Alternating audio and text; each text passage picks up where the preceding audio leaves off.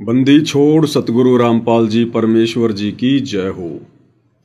परम पिता परमात्मा सारी सृष्टि के रचनहार कुल मालिक असंख्य ब्रह्मांडों के स्वामी जगत गुरु तीनों लोकों में प्रवेश करके सबका धारण पोषण करने वाले राजाधिराज आत्माधार नाथों के नाथ देवों के देव महादेव सर्वेश्वर महेश्वर मृत्युंजय अजरो अमर आदि अनादि सनातनी प्रभु जगत पिता जगदीश्वर श्री श्री 1008 की उपाधि के वास्तविक अधिकारी अकाल मूर्त शब्द स्वरूपी राम वासुदेव सर्वगतम ब्रह्म परम पूज्य प्रथम पूज्य परम संत परम पुरुष परम धनी परम दयालु सत्य कबीर हक्का कबीर अल्लाहु अकबर बाखबर अल्लाह ताला जगत के तारणहार जगत के मुक्तिदाता जगत के जगन्नाथ हारे के सहारे हिंदुओं के राम मुसलमानों के अल्लाह सिखों के वाहिगुरु ईसाइयों के मसीह दया के सागर दयानिधि करुणा के सागर करुणानिधि स्वयंभू परिभू संकट मोचन कष्ट हरण मंगल करण दुख भंजन अविगत कबीर निर्विकार निर्विषम परमात्मा अलय अलेख सतगुरु आदि अनादि सतगुरु असली मर्यादा पुरुषोत्तम असली राम असली कृष्ण असली घनश्याम असली मुरारी राजाओं के राजा महाराजाओं के महाराजा शहंशाहों के शहंशाह सम्राटों के सम्राट भगवानों के भगवान अल्लाहों के अल्लाह प्रभुओं के प्रभु मसीहाओं के मसीह सच्चे वाहिगुरु बाबाओं के बाबा पीरों के पीर सेठों के सेठ जगत सेठ सावड़सा सेठ सर्वगुण संपन्न अनंत कोटि कलाओं के स्वामी अनंत कोटि ब्रह्मांडों के नायक योगियों में महायोगी ध्यानियों में महाध्यानी सिद्धों में परम सिद्ध ज्ञानियों में तत्व ज्ञानी ब्रह्म ज्ञानी महाज्ञानी परम ज्ञानी सर्वश्रेष्ठ ज्ञानी विज्ञानी युवा कबीर समृद्ध कबीर असमवात अमित ओजा सच्चे रहनुमा करीम अल्लाह सुभान अल्लाह दुनिया के अंतिम पैगंबर 8 सितंबर 1951 से गांव धनाना जिला सोनीपत हरियाणा भारतवर्ष की पावन भूमि पे प्रकट रियल कल की भगवान श्री नारायण साकार हरि श्री बाबा साहेब नूर अनंत परमात्मा सच्चे दरवेश सच्चे बाखबर संत श्रोमणी सतगुरु रामपाल जी परमेश्वर जी के चरण कमल में साध संगति से जुड़े हुए देश विदेश से आप और हम सभी सत्सेवक भाई बहनों का अनंत कोटि दंडवत प्रणाम। सत्साई भाई और बहनों, बहुत बड़ी दया बहुत बड़ी मेहर पूज्य गुरुदेव भगवान की सतगुरु रामपाल जी परमेश्वर जी की, जिनके शुभ आशीर्वाद से विशेष आशीर्वाद से आप और हम सभी सत्सेवक भाई बहन साध संगति से जुड़कर हर प्रकार से संघर्ष करते हुए गुरुदेव भगवान की प्रत्येक मर्यादाओं का पालन करते हुए उनके प्रत्येक वचन को लक्ष्मण रेखा समझकर इस सतभक्ति मार्ग पर मोक्ष प्राप्ति के लिए निरंतर आगे की ओर बढ़ रहे हैं। भाई और बहनों, ये सुअवसर आत्माओं को उसी समय प्राप्त होता है जब आत्मा अपने गुरु को परमात्मा के रूप में स्वीकार कर लेती है। जब तक ये आत्मा गुरु को परमात्मा नहीं मानती है, केवल अपने जैसा मानुष मानती है, मां के गर्भ से जन्म लेकर आया हुआ एक व्यक्ति मानती है, तब तक भाई और बहनों परमेश्वर जी के द्वारा उन भगत आत्माओं का ज्ञान योग नहीं खोला जाता है, क्योंकि वो अयोग्य आत्मा होती है। इसलिए भाई और बहनों परमात्मा कहते हैं कि पिछले तब से होत हैं पूर्ण हंस मुराद, बाजी से राजी नहीं संतों नाल खुशाल, मल अखाड़ा जीतेंगे युगन युगन के माल। और ये सभी आत्माओं के वश की बात नहीं होती है, ये युगों युगों के संस्कार होते हैं आत्माओं के। तब कहीं जाकर परमात्मा ये दया करते हैं, ये रजा करते हैं, आत्मा का ज्ञान योग खोलते हैं, उसके हृदय में ये बात बैठाते हैं कि तेरे जैसा दिखाई देने वाला तेरा गुरु, तेरे जैसा 5 तत्व के हाड़ मांस के चोले वाला एक इंसान नहीं, एक व्यक्ति नहीं है। ये परमेश्वर है, परमात्मा है, सारी सृष्टि का मालिक है। तो भाई और बहनों, ये परम सौभाग्य वर्तमान में इस पूरी पृथ्वी पर परमेश्वर रामपाल जी के केवल चंद भक्तों को ही नसीब है, उन्हीं को प्राप्त है। यानी साध संगति से जुड़ी हुई जो आत्माएं हैं, जिन्हें सत्सेवक भाई बहन कहते हैं, केवल वही आत्माएं वर्तमान में ज्ञान को आधार बनाकर अपने गुरु को परमात्मा के रूप में देखकर इस भक्ति मार्ग पर आगे की ओर बढ़ रही हैं। और जब तक ऐसा नहीं होगा तब तक भाई और बहनों, हम सतलोक के सपने भी नहीं ले सकते, सपने भी। वो देश बहुत दुर्लभ बताया गुरुदेव भगवान ने। वहां जाने के लिए हमारे को असंख्य युग हो गए, तरह तरह के हथकंडे अपनाते हुए, लेकिन बगैर उस कबीर परमेश्वर की रजा के हम वहां के सौपन भी नहीं ले सकते, सौपन भी। और वर्तमान में कितना बड़ा सौभाग्य है भाई और बहनों कि वो परमेश्वर साक्षात हमारे पूज्य गुरुदेव भगवान के स्वरूप में धरती पर प्रकट है, और आप और हम आत्माओं को उन्होंने अपनी पहचान करवाई है, जो पहचान 21 ब्रह्मांड का स्वामी ज्योति निरंजन भी नहीं कर पा रहा। तो ये सामान्य बात नहीं है, छोटी बात नहीं है। ये कबीर परमेश्वर जी की आप और हम सभी आत्माओं पर एक विशेष रजा है, एक मेहर है। और इस मेहर को भाई और बहनों, हमने इसी प्रकार से सतभक्ति करते हुए गुरुदेव भगवान के प्रत्येक वचन को, प्रत्येक नियम को लक्ष्मण रेखा मानकर और इस भय के साथ में हमने अपनी भक्ति को सफल करना है। अब भाई और बहनों देखो, परमात्मा आ गए, उन्होंने अपनी भक्ति दे दी, अपनी रजा बख्श दी। तो यहां की जो शक्ति है काल, उसको ये सब अच्छा नहीं लगेगा। वो तरह तरह के हथकंडे अपनाएगा, उन भक्तों के मन में शंका पैदा करने का प्रयास करेगा, संदेह पैदा करेगा। और ये काम वो किसी पहाड़ पर बैठकर नहीं करेगा, दूर बैठकर नहीं करेगा, क्योंकि परमेश्वर ने हमें हर प्रकार से पहले से ही समझा दिया है कि संगत माही कुसंगत उपजे जैसे बन में बांस, और आप पे घिस घिस आग लगा लेकर बनखंड का विनाश। काल को इस बात का अच्छे से पता है कि ये तत्व ज्ञान होने के बाद ये जगत वाले लोग इन भक्तों को नहीं तोड़ पाएंगे। बड़ा मुश्किल है, कोई एक आध मूर्ख की तो कह नहीं सकते, बाकी ज्यादातर को ये काल सांसारिक लोगों के माध्यम से, तत्व ज्ञान से अपरिचित उस भगत के रिश्तेदारों के माध्यम से, यार दोस्तों के माध्यम से नहीं तोड़ पाएगा, मन में शंका पैदा नहीं कर पाएगा। कैसे शंका पैदा करेगा? संगत माही कुसंगत उपजे। ये काल संगत में ही कुसंगत पैदा करेगा। यानी संगत विश्वास किस पे करेगी? संगत वालों पे करेगी, अपने गुरु भाई बहनों पर करेगी, या जो लोग गुरुदेव के इर्द गिर्द जाता रहते हैं, उनके आसपास ज्यादा रहते हैं, या सांसारिक रिश्ते में कोई उनका बेटा है, बेटी है, भाई बंधु रिश्तेदार हैं, उन पर विश्वास करेगी। तो काल ने भाई और बहनों इस कलयुग की बिचली पीढ़ी में अपनी सूक्ष्म चाल चलते हुए यही तरीका अपनाया है कि संगत माही कुसंगत उपजे जैसे बन में बांस, आप घिस घिस आग लगा दे कर बनखंड का विनाश। तो परमेश्वर जी ने जो बगीचा तैयार किया था सन 1994 से 2014 तक, उस बगीचे में तो इस काल बली ने सतगुरुदेव भगवान के कलयुगी परिवार को निमित्त बनाकर, इन कोऑर्डिनेटरों को निमित्त बनाकर पूरी तरह से आग लगा दी है। और इस लगी हुई आग में केवल चंद आत्माएं बची हैं, परमेश्वर के चंद पौधे बचे हैं, जिनको परमेश्वर ने एक अलग से बगीची बनाकर उसमें रख दिया है।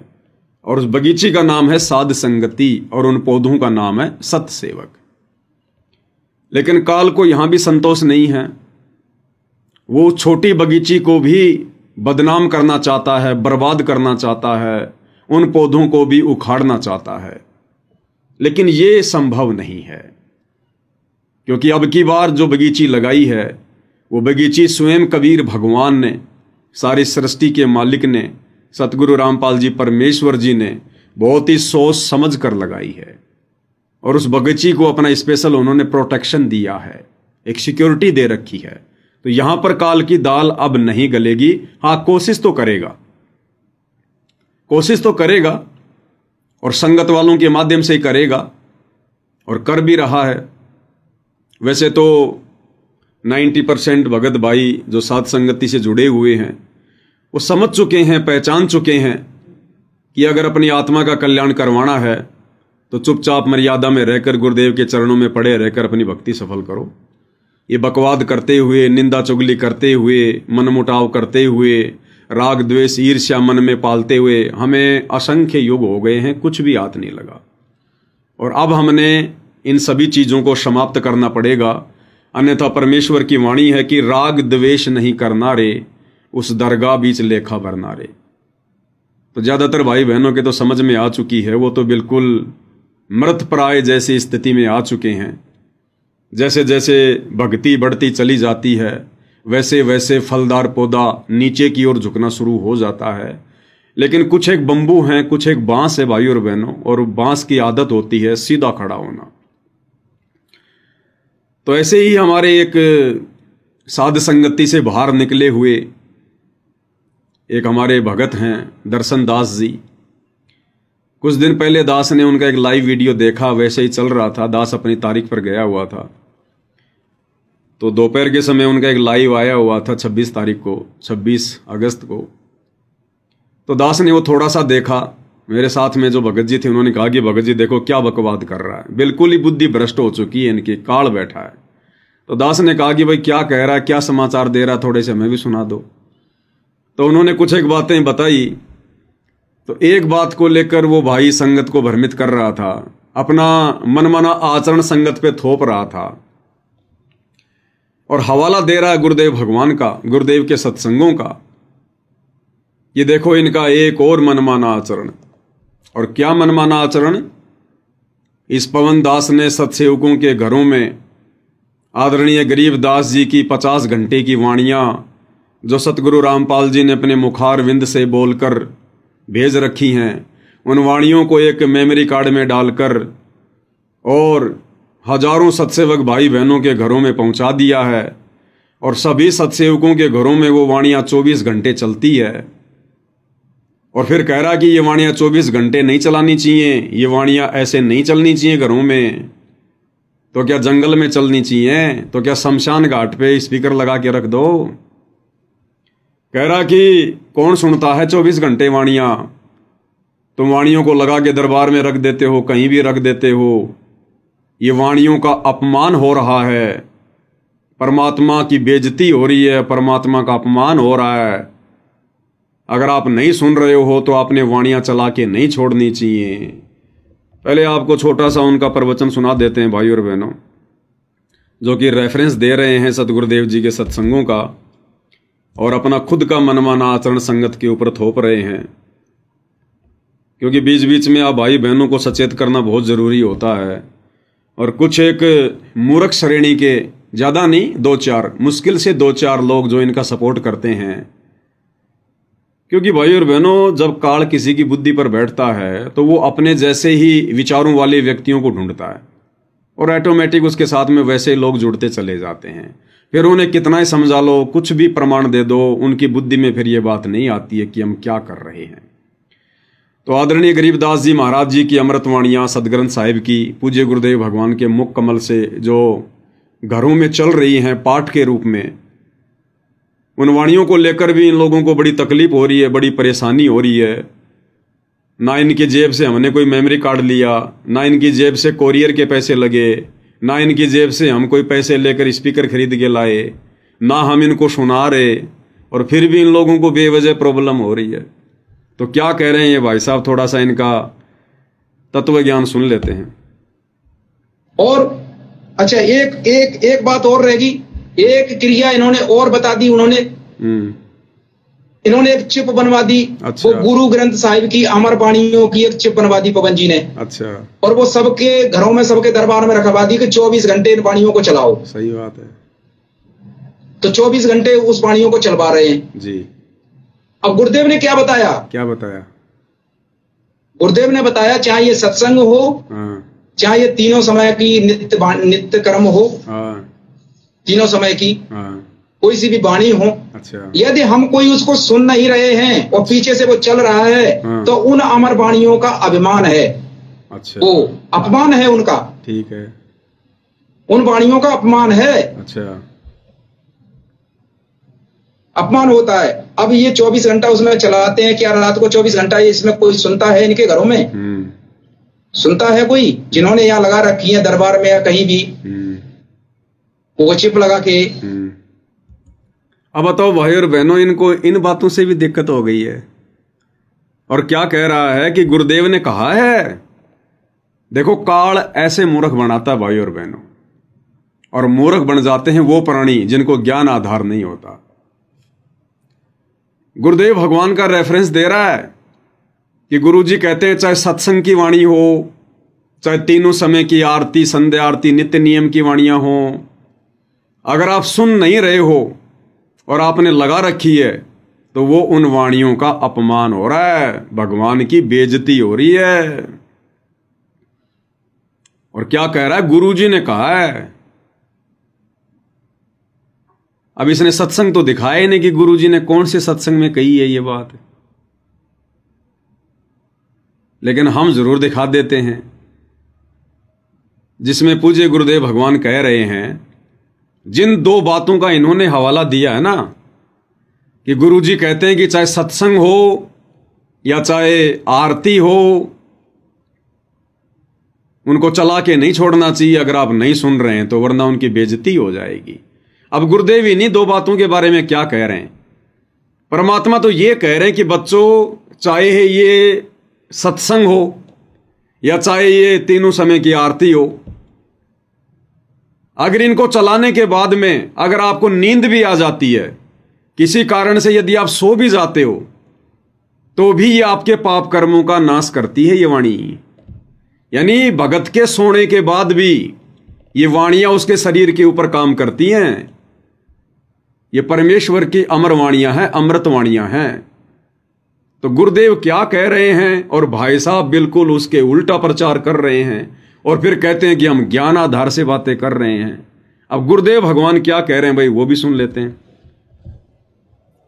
तो उस परमात्मा के वचन में, परमात्मा की वाणी में इतनी शक्ति है कि वो ना सुने, चाहे वहां वैसे बैठा रहे, और चाहे वो सो भी ज्यादा, आरती चल रही हो, बाल जैसे कोई लेट गया, नींद आ गई, चलो लेट जा, सत्संग चल रहा है तो बैठ गया, बैठा रहे, चाहे कुछ भी सोचता रहे, ना सुने, चाहे दूसरे कमरे में बैठ जा लेकिन कानों में ये सुनती हो, तो वहां भी असर करेगी ये वाणी, उसके शरीर के पाप को, अंतःकरण के वो पाप कट जाएंगे जो ज्ञान यज्ञ से कटने होते हैं।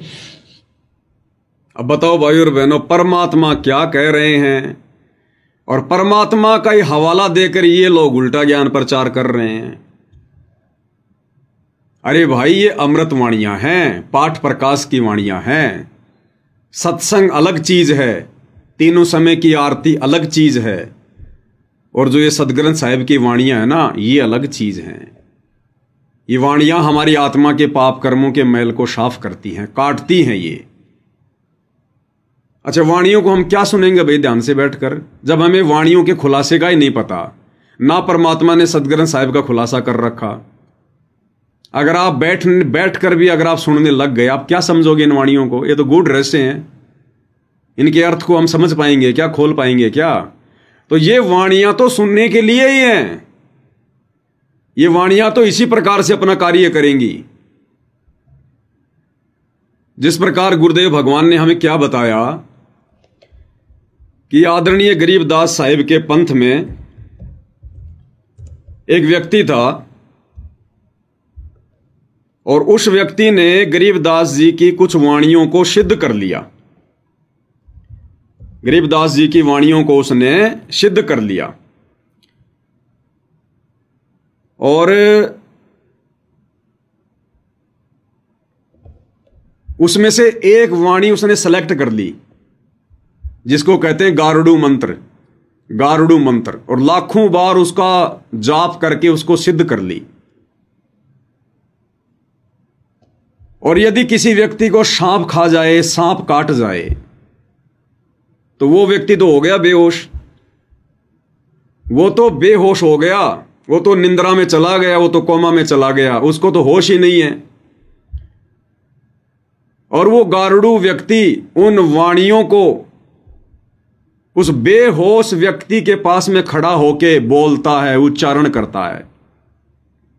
वो व्यक्ति बेहोश है, उसको नहीं पता है, वो नहीं सुन पा रहा, लेकिन फिर भी उन वाणियों में, जो वाणियां सिद्ध की हुई हैं, उन वाणियों में इतनी पावर है, इतनी क्षमता है कि वो बेहोश व्यक्ति भी होश में आ जाता है। और परमात्मा ने बताया कि आदरणीय गरीबदास जी महाराज जी की वाणियां तो स्वयं सिद्ध हैं, स्वयं सिद्ध। तो ये वाणियां अगर हमारे घरों में 24 घंटे चल रही हैं तो इससे अच्छी बात और क्या होगी। ये तो सबके घरों में चलनी चाहिए। अभी तो केवल सत्सेवक भाई बहनों के घरों में वाणियों की शुरुआत हुई है। अरे ये वाणियां तो सबके घरों में चलनी चाहिए, सबके घरों में, सबके घरों में। परमात्मा धरती का माहौल ही चेंज कर दे, लेकिन सब लोगों का ऐसा भाग्य कहां, सब लोगों की ऐसी किस्मत कहां जो आदरणीय गरीबदास जी की वाणियों को समझ सके, इन वाणियों को चला सके। क्योंकि ये वाणियां भाई और बहनों स्वयं सिद्ध हैं।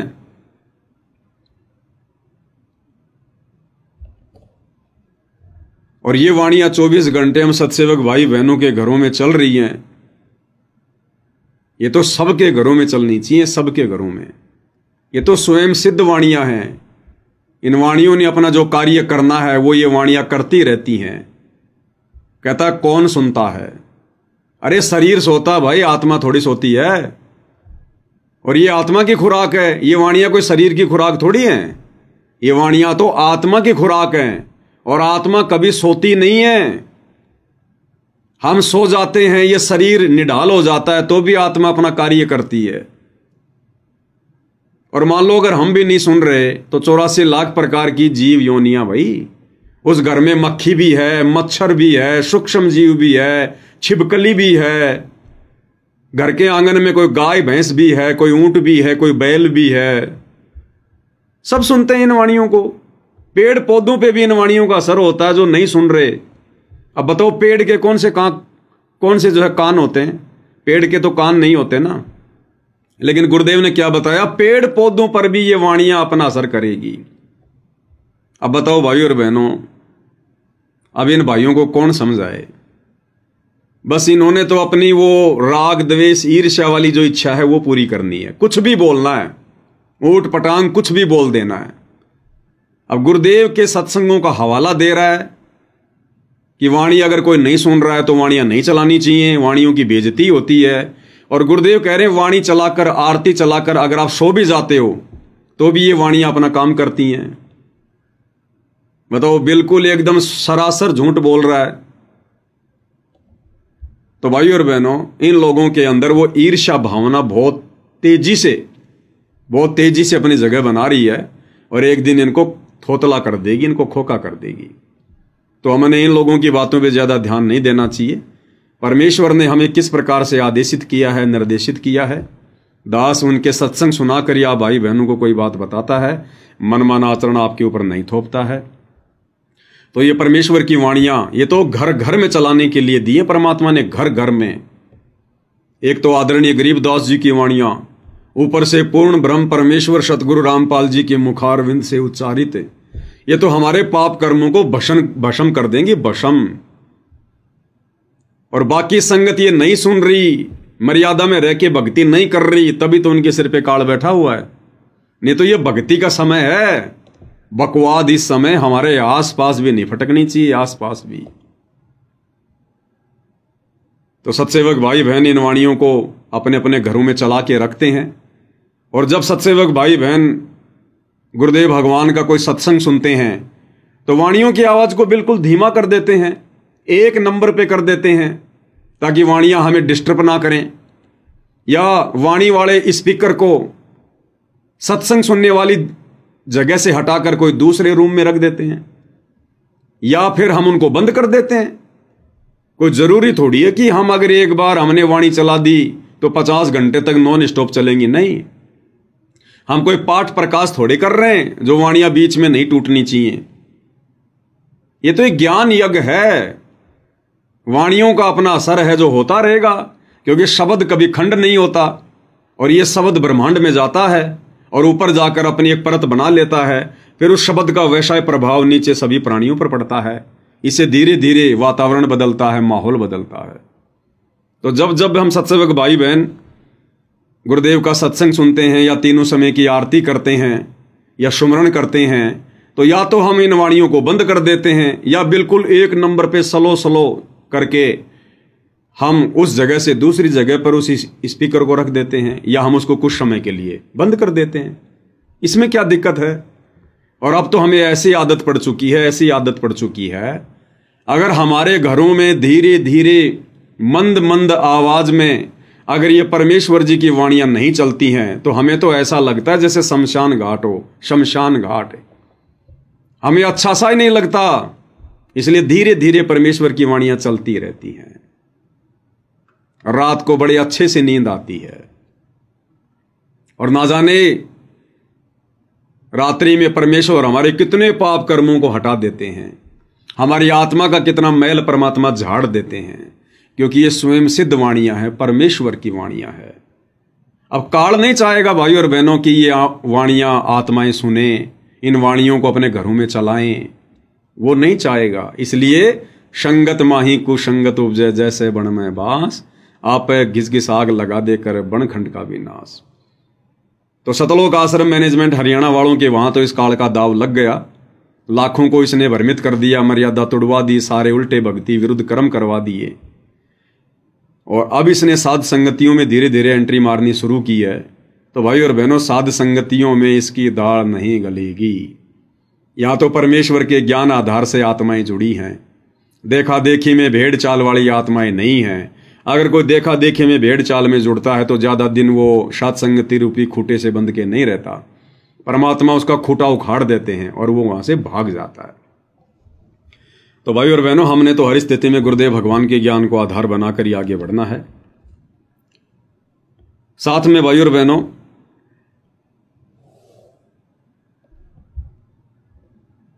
8 सितंबर 2025 के दिन परमपिता परमेश्वर सतगुरु रामपाल जी भगवान जिस दिन इस कलयुग की बिचली पीढ़ी में भारतवर्ष की पावन भूमि पर प्रकट हुए,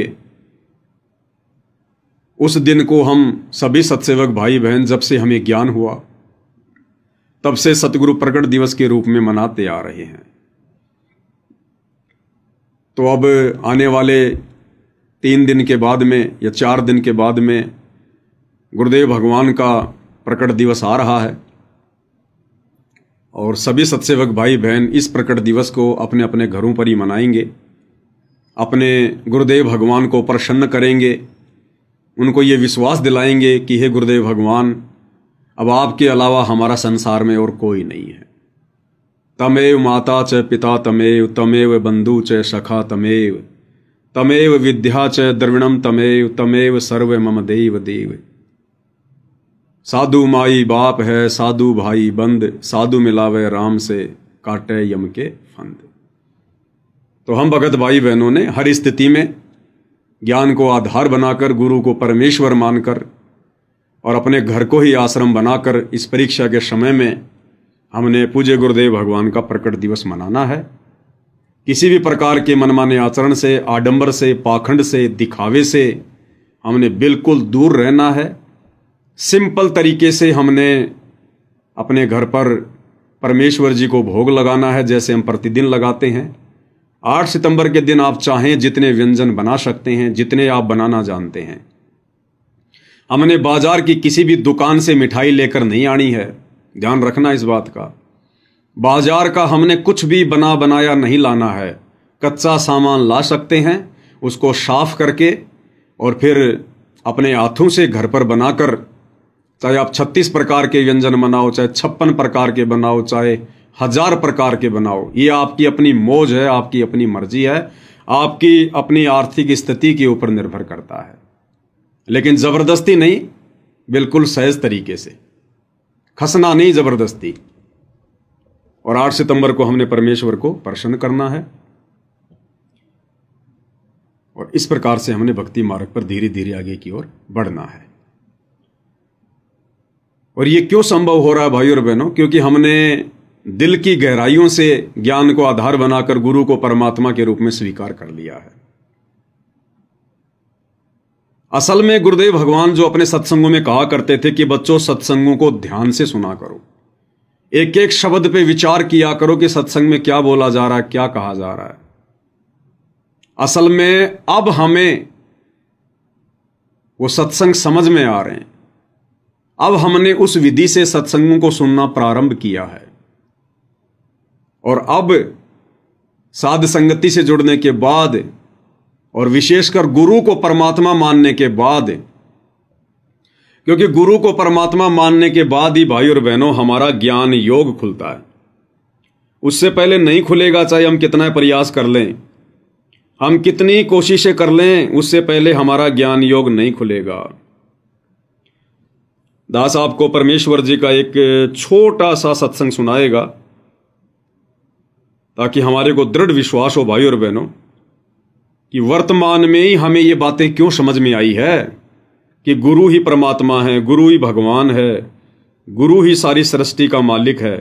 हमें वर्तमान में ये बात क्यों समझ में आई है?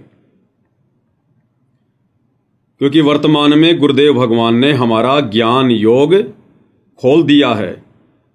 परमेश्वर ने हमारा ज्ञान योग खोल दिया है। तो भाई और बहनों, एक छोटा सा सत्संग है, ध्यान से सुनना, क्योंकि दास जब भी गुरुदेव भगवान के सत्संग सुनता है तो परमेश्वर तुरंत दास का ध्यान डाइवर्ट कर देते हैं जब भी कोई विशेष पॉइंट आता है।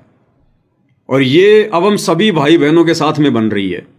जितने भी साथ संगति से जुड़े हुए भाई बहन हैं, हम चाहे आधी घंटे सत्संग सुने, हम चाहे काम करते करते सत्संग सुने, लेकिन अब हमारा ध्यान कहाँ रहेगा? गुरुदेव के सत्संगों में, गुरुदेव की वाणियों में। और भले ही माता बहनें रोटी बना रही हैं या कुछ और काम कर रही हैं और दूसरी तरफ गुरुदेव का सत्संग चल रहा है, तो ध्यान तो हमारा सत्संग में रहेगा। और जैसे ही सत्संग में कोई विशेष बात आएगी, तुरंत हमारा ध्यान एकदम से आकर्षित हो जाएगा। उस काम धंधे से हमारे हाथ रुक जाएंगे और एकदम हमारा ध्यान केंद्रित हो जाएगा कि गुरुदेव क्या कह रहे हैं। ये सब क्यों हो रहा भाई और बहनों? ये पहले क्यों नहीं हो रहा था? अरे पहले नाम दीक्षा लेने के बाद हम खूब सत्संग सुना करते थे, 2-2 घंटे के, 3-3 घंटे के। कभी भी हमारा दिमाग एकदम से सुन्न नहीं होता था, किसी भी पॉइंट पे एकदम ध्यानमग्न नहीं होता था। हमें समझ में नहीं आता था गुरुजी क्या कह रहे हैं, बस हम सुने जाते थे। लेकिन अब जैसे ही कोई विशेष पॉइंट आता है, तुरंत हमारी आत्मा स्टॉप हो जाती है कि गुरुजी क्या कह रहे हैं परमात्मा। तो ये अब वर्तमान में क्यों हो रहा है? और सत्सेवक भाई बहनों के साथ में क्यों हो रहा है? आश्रम से जुड़ी आत्माओं के साथ अब भी नहीं हो रहा। वो तो अब भी सुने जा रहे हैं। ये हमारे साथ में क्यों हो रहा है? इसका एक रीजन है भाई और बहनों। और रीजन क्या बताया गुरुदेव भगवान ने? परमात्मा ने रीजन क्या बताया? गुरुदेव इस सत्संग में कह रहे हैं कि बच्चों, 650 साल पहले भी परमात्मा आए थे और उन्होंने आपको यही सब बातें समझाने की चेष्टा की थी, अपना भक्ति विधान बताने की चेष्टा की थी, ये मूल ज्ञान बताने की चेष्टा की थी, लेकिन हम समझ नहीं पाए। परमात्मा चाहते थे बताना। 650 साल पहले भी परमात्मा हमें मूल ज्ञान से परिचित करवाना चाहते थे, हमें अपने विधान से परिचित करवाना चाहते थे, स्वयं से परिचित करवाना चाहते थे। लेकिन भाइयों और बहनों, उस समय क्या हुआ? उस समय हमारी सबसे बड़ी कमजोरी रही कि हमने गुरु को परमात्मा के रूप में स्वीकार नहीं किया, जिस कारण से परमेश्वर ने फिर अपना वो वास्तविक भक्ति विधान, वो मूल ज्ञान समझाना उचित नहीं समझा, क्योंकि उस समय हम पात्र नहीं थे, योग्य नहीं थे। ध्यान से सुनिए पूज्य गुरुदेव भगवान क्या कह रहे हैं। अब तो नहीं हुआ था, परमात्मा ने 600 वर्ष पहले बताने की चेष्टा की, लेकिन हम अशिक्षित होने के कारण हम वंचित रह गए। उसकी पूर्ति करने के लिए परमात्मा ने अब समय दिया है, निर्धारित किया था।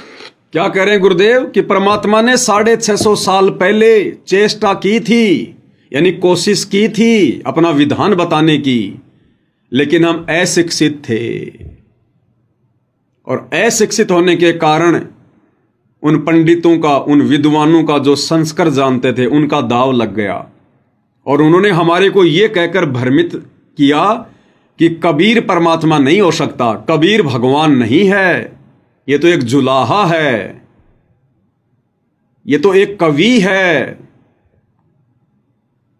और ये अशिक्षित है, ये क्या जाने वेदों को, ग्रंथों को, ये क्या जाने सृष्टि रचना को, ये क्या जाने भक्ति की बातें। तो उन पंडितों के इस प्रकार बहकाने से भाई और बहनों हम लोगों ने यही मान लिया कि भाई बात बिल्कुल सही है, कबीर जी तो अनपढ़ हैं, अशिक्षित हैं और कबीर जी तो केवल हमारे गुरु जी हैं। हमने उनको परमात्मा नहीं माना, भगवान नहीं माना, जिस कारण से परमेश्वर ने हमें वो भेद नहीं दिया, वो वास्तविक शास्त्र अनुकूल भक्ति विधान नहीं बताया। अभी आपने सुना ना क्या कह रहे हैं गुरुदेव कि 650 साल पहले भी परमात्मा ने बताने की चेष्टा की थी। ध्यान से सुनो, हमें प्राप्त नहीं हुआ था। परमात्मा ने 600 वर्ष पहले बताने की चेष्टा की, लेकिन हम अशिक्षित होने के कारण हम वंचित रह गए। उसकी पूर्ति करने के लिए परमात्मा ने अब समय दिया है। 650 साल पहले भगवान ने चेष्टा की थी अपनी पहचान करवाने की, हमें कंप्लीट भक्ति विधि बताने की, जिस भक्ति विधि को अपनाकर हम शतलोक जा सकते हैं, हमारा मोक्ष हो सकता है। लेकिन परमात्मा फिर बीच में रुक गए, स्टॉप कर दिया परमात्मा ने, क्योंकि ये शास्त्र अनुकूल वास्तविक शत भक्ति और ये विधि सतलोक जाने की परमेश्वर केवल उन्हीं आत्माओं को बताते हैं जो आत्माएं गुरु को परमात्मा के रूप में स्वीकार कर लेती हैं। और गुरु के रूप में, गुरु को परमेश्वर के रूप में भाई और बहनों आत्माओं ने वर्तमान में स्वीकार किया है, केवल सत्सेवक भाई बहनों ने स्वीकार किया है और हमने स्वीकार किया। इसीलिए गुरुदेव भगवान ने हमें वो वास्तविक भक्ति विधि बता दी, हमें सतलोक जाने का रास्ता बता दिया कि भैया सतलोक कैसे जाओगे, सतलोक तो गुरु जी लेकर जाएंगे, हम तो जा ही नहीं सकते। गुरु सतलोक कैसे लेकर जाएगा, जब हम गुरु को प्रसन्न करेंगे। गुरु प्रसन्न कैसे होगा, उस विधि से। कौन सी विधि? गुरुदेव को भोग लगाना। यह आज से पहले 4 युगों में किसी ने नहीं किया, ना वर्तमान में 90% संगत कर रही है। गुरुदेव भगवान की आरती उतारना, पाती पंच पोप कर पूजा, देव निरंजन और न दूजा, ये 4 युगों में किसी ने भी गुरु को परमात्मा मान के आरती नहीं उतारी। ना वर्तमान में सतलोक आश्रमों से जुड़ी 90% संगत गुरु को परमेश्वर मानकर उनकी आरती उतार रही है। गुरु को परमेश्वर मानकर उनको आसन देना, उनका बेड लगाना, यह आज से पहले किसी ने नहीं किया। एकमात्र अपने गुरु को ही दंडोत प्रणाम करना,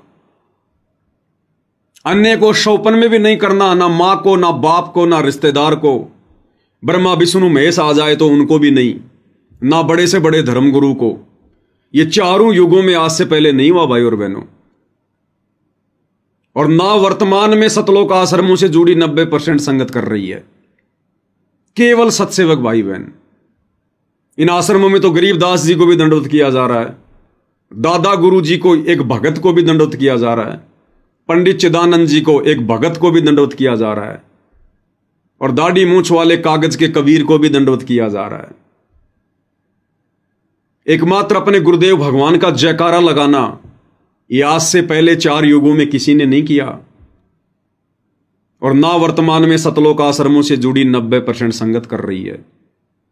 ये संगत तो गरीबदास जी का भी जयकारा लगा रही है, दादा गुरु जी का भी जयकारा लगा रही है, दाढ़ी मूछ वाले नकली कबीर का भी जयकारा लगा रही है।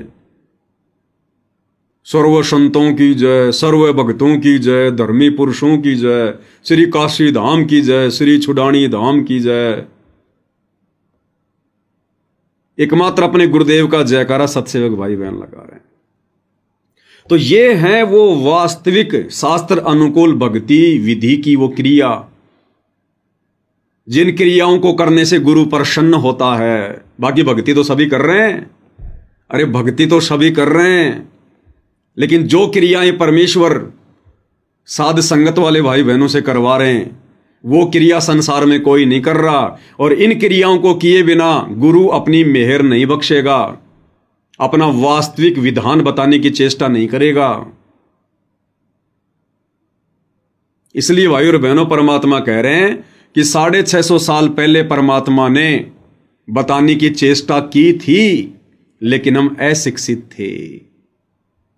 तो अब परमेश्वर ने दया करी, क्योंकि 650 साल पहले तो किसी ने उनको परमात्मा नहीं माना, केवल अपना गुरु माना, एक संत माना।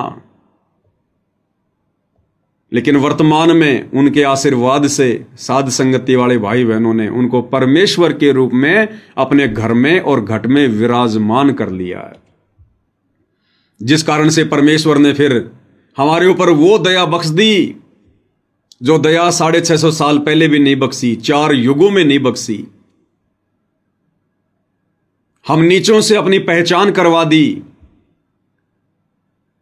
हमें उनकी आरती उतारने का मौका दिया, उनको भोग लगाने का मौका दिया, उनकी चरण सेवा का मौका दिया, घर घर में आसन लगाने का मौका दिया। तो यह है भाई और बहनों वो विशेष शास्त्र अनुकूल शत भक्ति क्रियाएं, जिनको किए बिना ये गुरु प्रसन्न नहीं हो सकता। और गुरु प्रसन्न नहीं हुआ तो लाख जन्म भक्ति कर लो, सतलोक का मुंह भी नहीं देख सकते, दरवाजा भी नहीं देख सकते हम।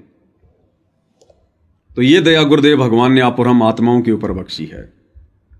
और फिर अपने सत्संगों में परमेश्वर ने अपने विधान में सब कुछ खोल के बता दिया। गुरुदेव भगवान ने सब कुछ भी कमी नहीं छोड़ी। गुरुदेव भगवान ने बिल्कुल क्लियर कर दिया। और बची खुची जो कसर है वो गुरुदेव ने इन सत्संगों के माध्यम से, क्योंकि अपना सारा का सारा भक्ति विधान परमेश्वर ने सत्संगों में डाल रखा है। सबद सैन सतगुरु की पिछाने पावे अटल सुहाग रे, सत्संगों में सब कुछ डाल रखा गुरुदेव भगवान ने। लेकिन गुरु को परमात्मा माने बिना आत्मा इन पॉइंटों को पकड़ नहीं पाएगी, इन सत्संगों को समझ नहीं पाएगी। तो अब गुरुदेव के उन सत्संगों में जो अनमोल खजाना छुपा हुआ है, सन 1994 से गुरुदेव ने जो सत्संग किए हैं और जो भंडार उनमें भरा हुआ है, जो आत्मा की खुराक है, जो संकेत हैं, जो हमें हिम्मत देते हैं, शक्ति देते हैं, हमारे मनोबल को बढ़ाते हैं, हमें दृढ़ता देते हैं, अब वो चीजें गुरुदेव भगवान की विशेष आशीर्वाद से निकल के हमारे सामने आती हैं। हमारी आत्मा ठहर सी जाती है और हमारा विश्वास ऊंचाइयों पे जाता है कि हां, यदि इस पृथ्वी पर वर्तमान में किस ब्रह्मांड में कोई परमेश्वर है, कोई परमात्मा है जिसने सबको उत्पन्न किया है, तो केवल सतगुरु रामपाल जी हैं। और इसीलिए हम दृढ़ हो गए। हम केवल 8 सितंबर को अपने गुरुदेव भगवान का प्रकट दिवस ही मनाते हैं। हम अवतरण दिवस के बहाने उनका जन्मदिन नहीं मनाते जैसा कि आश्रम वाले मनाते हैं। हम गरीबदास जी का बोध दिवस नहीं मनाते। हम नकली कबीर दाढ़ी मूछ वाले का जून में कबीर प्रकट दिवस नहीं मनाते। हम कोई दिव्य धर्म यज्ञ दिवस नहीं मनाते। हम कोई आडंबर, कोई पाखंड नहीं करते। हम केवल एक ही त्योहार मनाते हैं, आत्मा का त्योहार, 8 सितंबर सतगुरु प्रकट दिवस। और ये आने वाले समय में पूरे विश्व ने मनाना पड़ेगा। 8 सितंबर को सतगुरु प्रकट दिवस के नाम से मनाना पड़ेगा, अवतरण दिवस के नाम से नहीं, सतगुरु प्रकट दिवस के नाम से। क्योंकि भाई और बहनों, शुरुआत परमात्मा साथ संगत से ही करवाते हैं। बाकी लोग नकल करते हैं लेकिन अकल से काम नहीं लेते। अब सत्सेवकों की देखा देखी इन आश्रमों में भी जयकारे लगने लग गए, सतगुरु रामपाल जी भगवान की जय। पहले महाराज बोला करते थे, अब ये लोग भगवान बोलने लग गए, लेकिन भगवान मानते नहीं है। तो नकल में भी अकल की जरूरत चाहिए, अन्यथा वो नकल भी काम नहीं करेगी। तो ये कहने तो लग गए सतगुरु रामपाल जी भगवान की जय, सतगुरु रामपाल जी भगवान की जय, लेकिन ये मानते नहीं है भगवान है। ये भगवान उसी दाढ़ी मूंछ वाले नकली निर्जीव कागज के टुकड़े, दाढ़ी मूंछ वाले कबीर के नकली फोटो को मानते हैं। अगर गुरु को भगवान कह रहे हो तो भगवान तो एक ही भैया। गुरुदेव ने साबित कर दिया गीता अध्याय 15 श्लोक नंबर 16 और 17 में, उत्तम पुरुष तु अन्य परमात्मा इति उधारते, ये लोग तर्रम अवश्य विवर्ती अवय ईश्वर है। उत्तम पुरुष तो एक ही है, पुरुषोत्तम कबीर देव परम अक्षर ब्रह्म, जो वर्तमान में सतगुरु रामपाल जी के रूप में धरती पर प्रकट है। तो ये लोग भाई और बहनों केवल जुबान से कहते हैं कि सतगुरु रामपाल जी भगवान, लेकिन हृदय से और आत्मा से ये लोग मानते नहीं हैं कि सतगुरु रामपाल जी वास्तव में परमात्मा है, परमेश्वर हैं। जबकि अपने एक सत्संग में पूज्य गुरुदेव भगवान ने बिल्कुल क्लियर कर रखा है भाई और बहनों, आत्माओं को तो संकेत ही काफी होते हैं। इस सत्संग में क्या कहा है गुरुदेव भगवान ने? परमात्मा कहते हैं वो स्वयं ही यहाँ पर तत्वदर्शी संत बनकर आते हैं और अनजान संतों और ऋषि महर्षियों के द्वारा जो भक्ति का स्वरूप बिगाड़ दिया जाता है उसको स्वस्थ करने के लिए आते हैं। क्या 2 पॉइंट बताए भगवान ने कि परमात्मा कबीर जी स्वयं ही आते हैं और एक तत्वदर्शी संत की भूमिका करते हैं। तो वर्तमान में तत्वदर्शी संत की भूमिका कौन कर रहे हैं और कौन कर सकता है? केवल कबीर परमात्मा, दूसरा कोई नहीं कर सकता। तो इस आधार से भी इन आश्रम वालों की आंखें नहीं खुल रही हैं कि जब गुरुजी ने स्पष्ट कर दिया, बार बार सत्संगों में कह दिया कि तत्वदर्शी संत की भूमिका कबीर परमात्मा स्वयं ही करते हैं, तो इन लोगों की बुद्धि क्यों नहीं खुल रही कि वर्तमान में फिर तत्वदर्शी संत कौन है, ये भूमिका कौन कर रहे हैं? हमारे पूज्य गुरुदेव भगवान कर रहे हैं। तो फिर पूज्य गुरुदेव भगवान कौन हुए? जब कबीर जी के अलावा कोई तत्वदर्शी संत की भूमिका ही नहीं कर सकता, तो फिर हमारे पूज्य गुरुदेव भगवान कौन हैं? लेकिन इन लोगों की आंखें नहीं खुल रही हैं फिर भी। क्यों? क्योंकि अभी तक इन्होंने गुरु को भगवान नहीं माना, और जब तक नहीं मानेंगे तब तक भाई और बहनों बुद्धि ऑफ, बुद्धि पर काल का पैरा। चाहे आप कितने सत्संग अटेंड कर लो, कितने ज्योति पाठ करवा दो, कितना ही गुरुजी से वीडियो में बात कर लो, चाहे गुरुदेव भगवान की गोद में जाके बैठ जाओ, जब तक गुरु को परमात्मा नहीं मानेंगे ये बुद्धि ऑन नहीं होगी। अरे 650 साल पहले तो 120 साल तक परमात्मा हमारे बीच में रहे थे। खूब उनके दर्शन किया करते थे, खूब उनके चरणों की सेवा करते थे, खूब उनसे जी भर के बातें किया करते थे। क्यों बुद्धि ऑन नहीं हुई? क्योंकि हमने गुरु को परमात्मा नहीं माना। और जब तक वर्तमान में भी नहीं मानेंगे, क्योंकि तरीका यही है, दूसरा तरीका नहीं है, तब तक ये बुद्धि ऑन नहीं होगी। और गुरु को परमात्मा मानोगे साध संगति की वीडियो देखकर, साध संगति से जुड़कर। दूसरा गुरु को परमात्मा मानने का कोई तरीका भी नहीं छोड़ा भगवान ने। लेकिन इन लोगों की आंखें नहीं खुल रही कि तत्वदर्शी संत की भूमिका वर्तमान में कौन कर रहे हैं, और कर रहे हैं तो तत्वदर्शी संत स्वयं ही कबीर भगवान होगा। दूसरा गुरुदेव ने क्या बताया कि परमात्मा के यहां आने का दूसरा कारण क्या होता है कि ये नकली संत, ये पंडित, ये विद्वान, ये भक्ति के मूल स्वरूप को बिगाड़ देते हैं, अपना मनमाना आचरण लोगों पर थोप देते हैं, कर्म कांड करवाने लग जाते हैं, शास्त्र अनुकूल भक्ति इन लोगों से दूर हो जाती है। तो परमेश्वर फिर से उस भक्ति के मूल स्वरूप को बताने के लिए, समझाने के लिए यहां स्वयं आते हैं तत्वदर्शी संत के रूप में। तो बताओ भाई, परमेश्वर रामपाल जी ने सन 1994 से अपने यथार्थ 13वें कबीर पंथ की शुरुआत की है। क्या उससे पहले कोई ऐसा साधु संत महात्मा जिसने भक्ति के मूल स्वरूप को सुधारने का प्रयास किया हो? कोई ऐसा साधु संत महात्मा आचार्य शंकराचार्य जो शास्त्र अनुकूल भक्ति विधि किसी को दे रहा हो, बता रहा हो? तो भक्ति के मूल स्वरूप को सन 1994 से किस महापुरुष ने सुधारना शुरू किया? इस बिगड़े हुए भक्ति के स्वरूप को किसने एक नया आकार देना शुरू किया? परमेश्वर रामपाल जी ने। तो यह काम परमात्मा कबीर जी के अलावा कोई दूसरा कर सकता है क्या? अगर कोई होता करने वाला तो उससे पहले करना देता। तो इस आधार से भी यह पहचान होती है कि परमेश्वर रामपाल जी स्वयं कबीर भगवान हैं। लेकिन फिर भी इन आश्रम वालों की आंखें नहीं खुल रही हैं। क्यों? क्योंकि ये गुरु को परमात्मा नहीं मान रहे हैं। वो स्वयं ही परमात्मा होते हैं, वो परम अक्षर ब्रह्म वो स्वयं है, वही संत रूप धारण करते हैं, वही संत रूप धारण करते हैं। आज हमारे गुरुदेव भगवान किस नाम से जाने जाते हैं? संत रामपाल जी। तो संत रूप कौन धारण करते हैं? कबीर जी, परमात्मा कबीर जी। तो वर्तमान में कबीर पंथ में, और वो भी यथार्थ 13वें कबीर पंथ में, कौन आए हैं? पूर्ण संत बनकर, परम संत बनकर। तो इस आधार से भी हमारी आंखें खुल जानी चाहिए कि परमात्मा स्वयं ही संत रूप धारण करते हैं हमें ज्ञान समझाने के लिए। परम भक्त की भी भूमिका करते हैं, और एक परम भगत की भूमिका भी परमात्मा कबीर जी स्वयं ही करके दिखाते हैं अपने भक्तों को समझाने के लिए। तो ये भूमिका किसने की भाई? साहिब से सतगुरु भये, सतगुरु से भये संत, और धर धर वेख विशाल अंग, वो खेल आदि और अंत।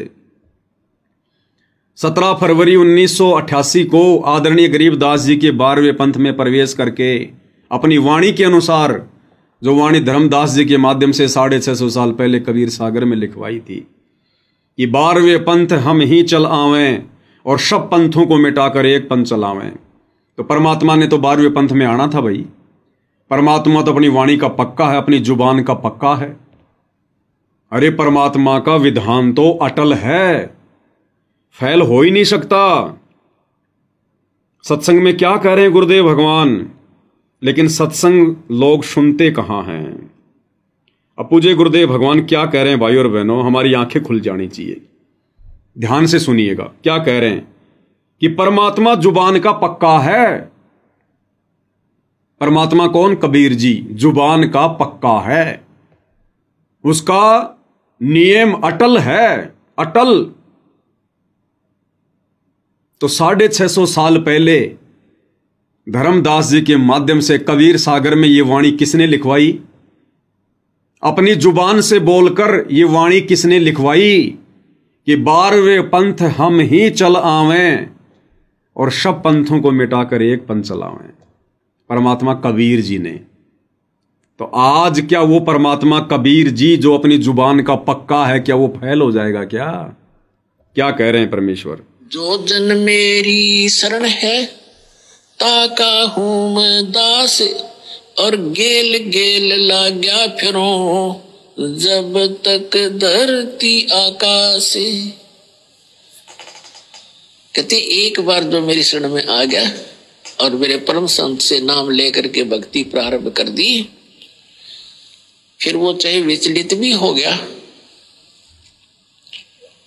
काम तो बढ़ गया उसका, क्योंकि जन्म घने और हो जाएंगे, फिर बाद में ब्रह्माटी घनी हो जाएगी, लेकिन वो समर्थ, वो जुबान का पक्का है, उसका कानून कभी डगमग नहीं होता, उसका नियम अटल है।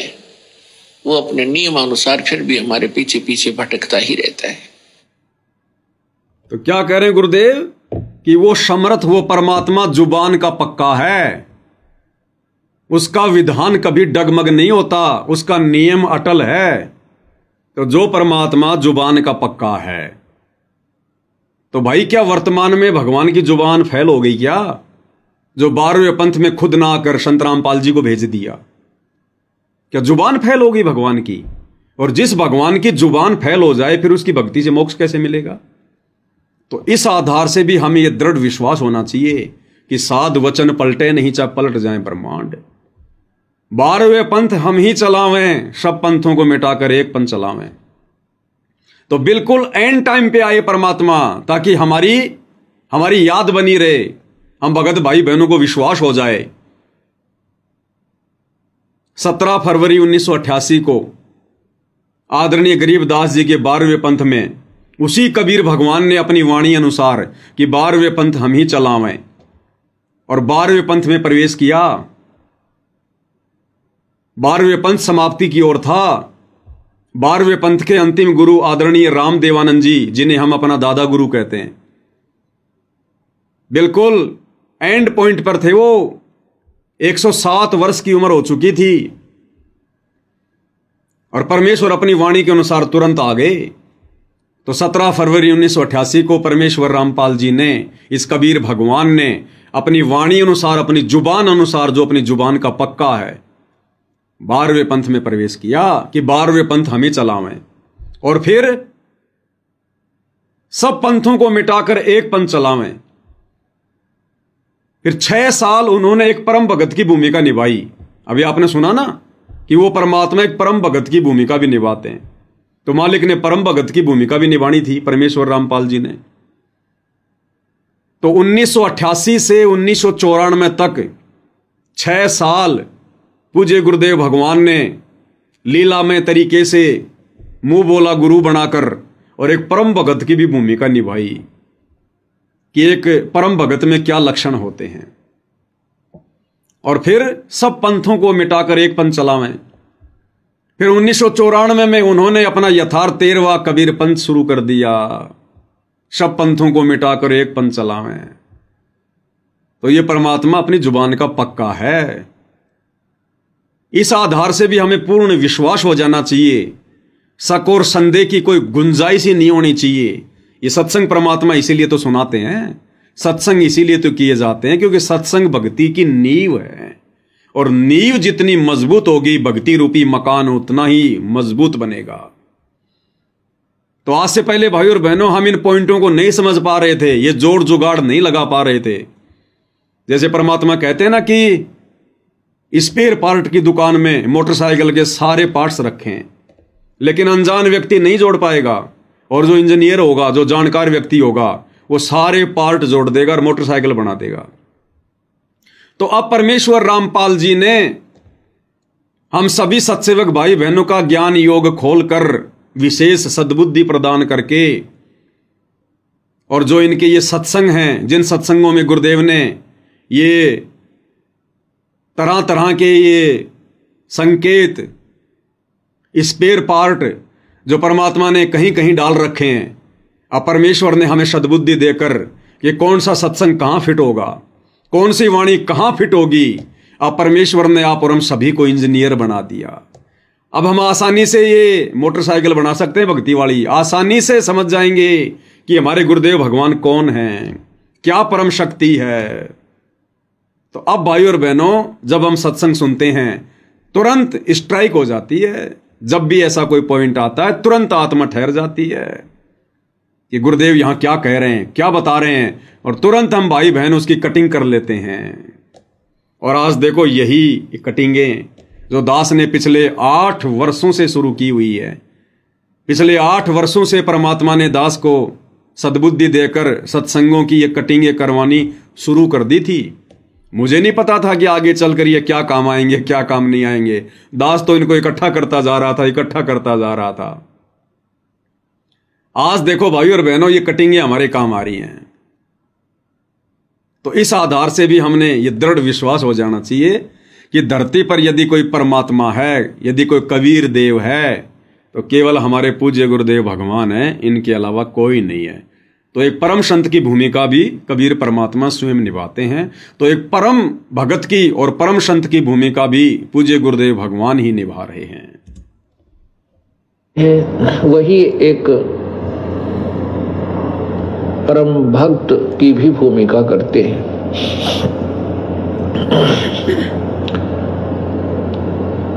वो हमारे लिए एक उदाहरण छोड़कर जाते हैं। अपनी अमृतवाणी सौ संवेद अपने मुखारविंद से वो इस तत्व ज्ञान का उच्चारण करके और एक अनमोल वस्तु हमारे को प्रदान कर जाते हैं। उसी तत्व ज्ञान में अर्थात सौ संवेद में क्या कहते हैं? कबीर राम बुलावा भेजिया, दिया कबीरा रो,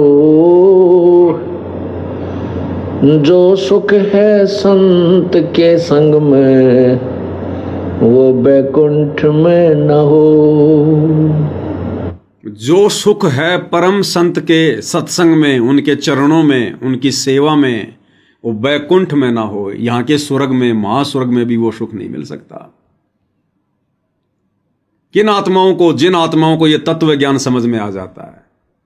अब यदि भाई और बहनों, हम साथ संगति वाले भाई बहनों को जिस बैकुंठ में जाने के लिए, जिस स्वर्ग और महास्वर्ग में जाने के लिए लाखों लाखों साल सतयुग में, त्रेता में ऋषि महात्मा घर बार छोड़कर तपस्या किया करते थे वहां जाने के लिए, फिर भी उनको नसीब नहीं होता था। यदि आज हमें उस बैकुंठ में बैठाया जाए,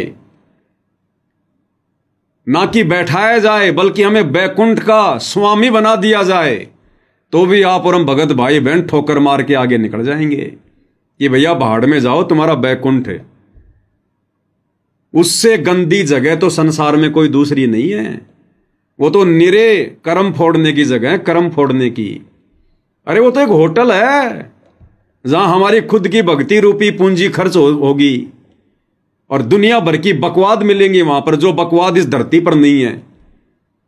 जो बकवाद इस धरती पर नहीं है वो बकवाद ऊपर स्वर्ग में, महास्वर्ग में। तो हम तो थूकेंगे भी नहीं महास्वर्ग की तरफ अब ये तत्व ज्ञान होने के बाद। तो भाइयों और बहनों, 2 कोटि के जीव की ऐसी सोच कौन बदल सकता है?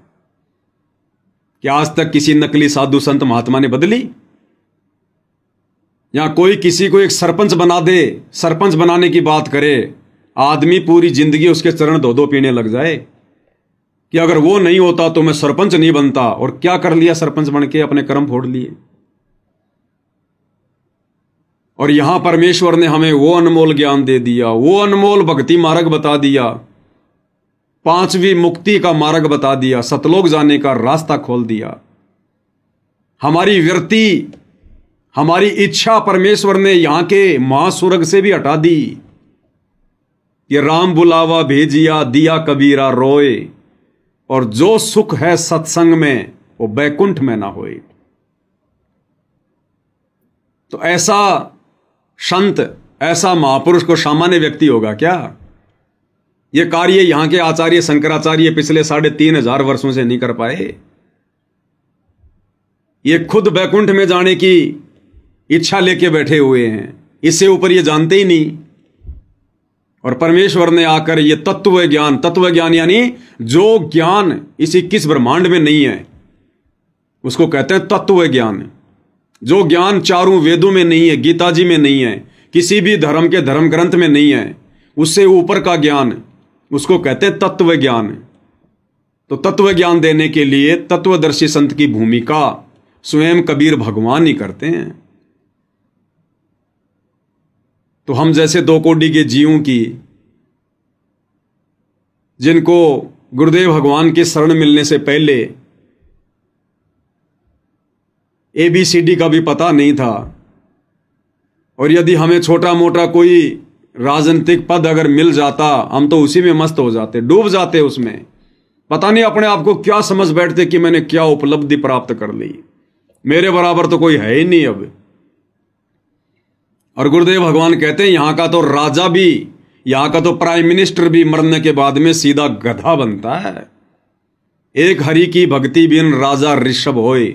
ऋषभ यानी अच्छा मोटा ताजा गधा, खच्चर, जो ज्यादा वजन ढोए। एक हरि की भक्ति बिन राजा ऋषभ होए, और माटी लदे कुमार की घास न डाले कोई। तो ना तो हमारी इच्छा कि हम यहां के राजा बने, महाराजा बने।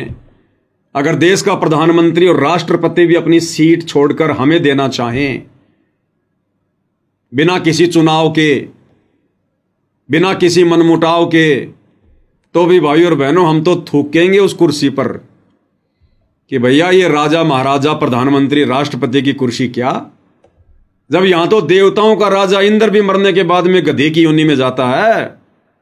हम तो इंद्र की गद्दी पर भी थूकते हैं। जो सुख हमारे गुरुदेव भगवान के चरणों में है, उनकी भक्ति में है, उनकी पूजा पाठ में है, वो सुख भैया यहां के महास्वर्ग में भी नहीं है। फिर ये छोटी मोटी राजपद, ये गद्दियां, ये पदवियां क्या है। तो भाई और बहनों, सामान्य से जीवों की सोच को इतना प्रबल बनाने वाला तो सामान्य संत हो सकता है क्या? ये कार्य उस कबीर भगवान के अलावा कोई और कर सकता है क्या? तो संत रूप में भी वो कबीर भगवान ही आकर हम आत्माओं को सद्बुद्धि देता है, हमें सत्संग देता है। साहिब से सतगुरु भय, सतगुरु से भय संत, और धर धर वेख विशाल अंग, खेल आदि और अंत। इसलिए भाई और बहनों, इस परमेश्वर की पहचान करना ये तो किसी के बस की बात नहीं है, किसी के बस की बात नहीं है। चाहे कोई कितना ही विद्वान क्यों ना हो, ना देवताओं का गुरु बृहस्पति पहचान कर सकता, ना राक्षसों का गुरु शुक्राचार्य पहचान कर सकता, ना ब्रह्मा विष्णु महेश कर सकते, ना दुर्गा और काल कर सकते, फिर बच कौन गया। और परमेश्वर कहते हैं जिन मिलते सुख उपजे, ये जिस परम संत के मिलते ही, जिनके दर्शन होते ही, जिनकी संगति में आत्मा निर्मल हो जाए, सारे विषय विकार हट जाएं, मन आनंदित हो जाए, कहते हैं जिन मिलते सुख उपजे और मिटे कोटि उपाद, हमारी करोड़ों बकवादें जलकर भस्म हो जाएं जिनकी शरण में आने से। कहते हैं भवन चतुर्दश ढूंढियो वो परम स्नेही साध। कहते हैं ऐसे संत को तो अगर 14 लोकों में भी कहीं मिल जाए तो ढूंढ लेना चाहिए भाई। अगर वो ढूंढने से मिलता तो ब्रह्मा विष्णु महेश उसको पकड़ के बैठे होते। ये 88,000 ऋषि, 9 नाथ, 84 सिद्ध, ये तो मोक्ष के लिए भक्ति कर रहे हैं। अगर वो ढूंढने से मिल जाए तो आप और हम तो क्या ढूंढेंगे? वो तो विचरण करते रहते हैं ब्रह्मांडों में, वो तो कब का ढूंढ के अपने पास में बैठा लेते। 33 करोड़ देवी देवता नीचे आने नहीं देते अगर ढूंढने से भगवान मिलता तो भाई और बहनों, ये परमात्मा, ये परम संत अपनी रजा केवल अपने प्यारे बच्चों पर करता है, अपनी विशेष आत्माओं पर करता है, जिन आत्माओं के बराबर 21 ब्रह्मांड में फिर कोई आत्मा नहीं होती है, उनके जैसी भक्तिवान आत्मा नहीं होती है। तो भाई और बहनों, वो परम सौभाग्य आज गुरुदेव भगवान ने हम सत्सेवक भाई बहनों के ऊपर बख्शा है। इनके तो लाखों शिष्य हैं, लाखों भगत हैं। गुरु जी तुम ना भूलियो चाहे लाख लोग मिल जाएं, और हमसे तुमको बहुत हैं पर तुम जैसे भगवान हमको नहीं। तो परमेश्वर ने कितनी बड़ी दया बख्शी, अपने लाखों भक्तों में से भी परमेश्वर ने हम सत्सेवक भाई बहनों को छांट के अलग किया है।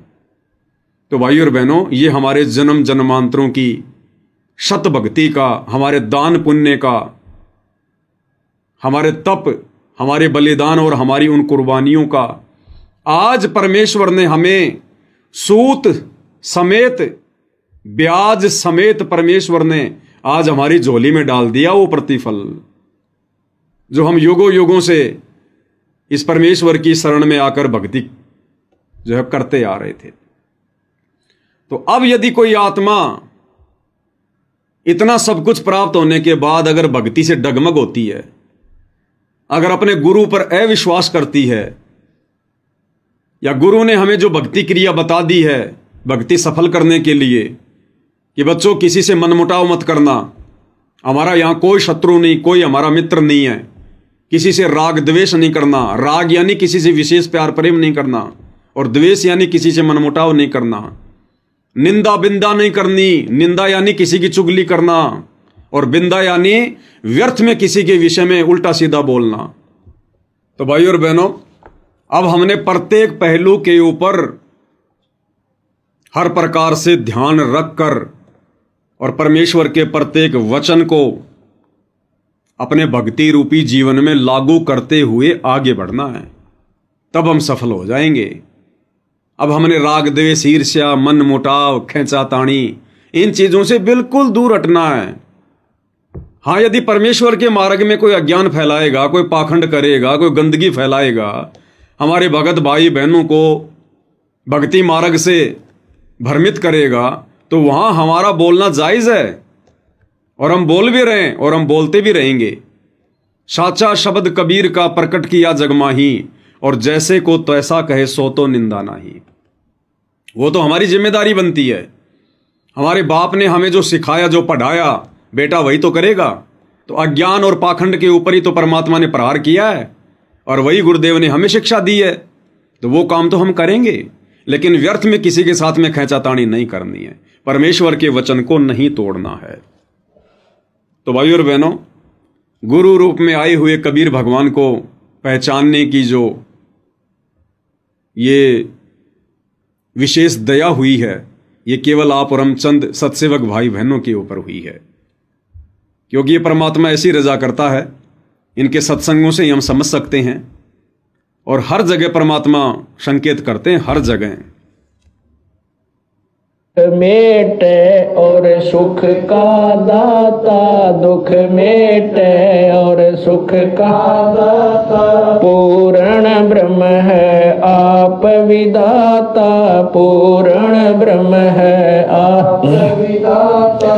जब चाहे चोला धर आता, जब चाहे चोला धर आता, हुआ सुल्तानी का खवास बधाई में बांटूंगी, मारे हुआ पाठ पर काश बधाई में बांटूं। पूर्ण ब्रह्म है आप विधाता, और जब चाहे चोला धर आता, हुआ सुल्तानी के खवास, यानी नौकर बने परमात्मा। इब्राहिम सुल्तान के यहां बांदी बनकर सेज बिछाई। तो पूर्ण ब्रह्म है आप विधाता, और जब चाहे चोला धराता। बताओ, जो परमात्मा इतना सक्षम है, इतना समर्थ है, जब चाहे चोला धर आता, अपने तेज पुंज के शरीर को हल्का करके जब चाहे वो किसी भी ब्रह्मांड में कहीं भी प्रकट हो सकता है। बताओ, फिर उस परमात्मा ने सतलोक से किसी और आत्मा को अपना दास बनाकर, अपना अवतार बनाकर, अपना गुलाम बनाकर, अपना नौकर बनाकर यहां भेजने की क्या जरूरत पड़ेगी? लेकिन भाइयों और बहनों, हमने गुरुदेव की वाणियों को गहराई से नहीं देखा, हमने विचार विमर्श नहीं किया कि परमेश्वर कह क्या रहे हैं। अरे छुपाने को परमेश्वर ने कब नहीं छुपाया अपने आप को? किस युग में नहीं छुपाया? क्या सतयुग में जब परमात्मा आए सत सुकृत ऋषि के नाम से, क्या उन्होंने अपने आप को छुपाया नहीं? क्या अपने आप को उन्होंने परमात्मा का दास नहीं बताया?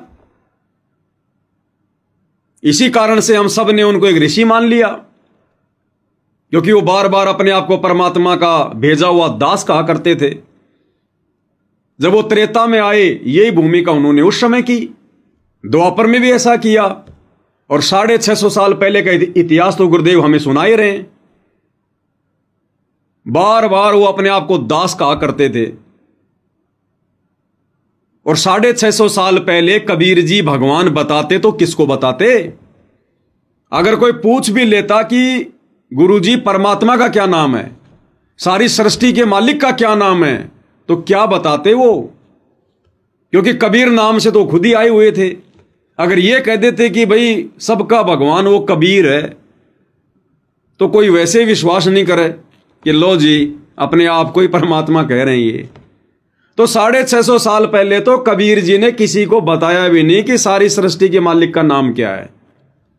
जब भी उन्होंने बताया तो अपना खुद का एक रेफरेंस देना पड़ा कि भाई हम ही अलग अल्लाह हैं, कुतुब गोश और पीर, गरीब दास खालिक धनी हमरा नाम कबीर, ए रामानंद राम में।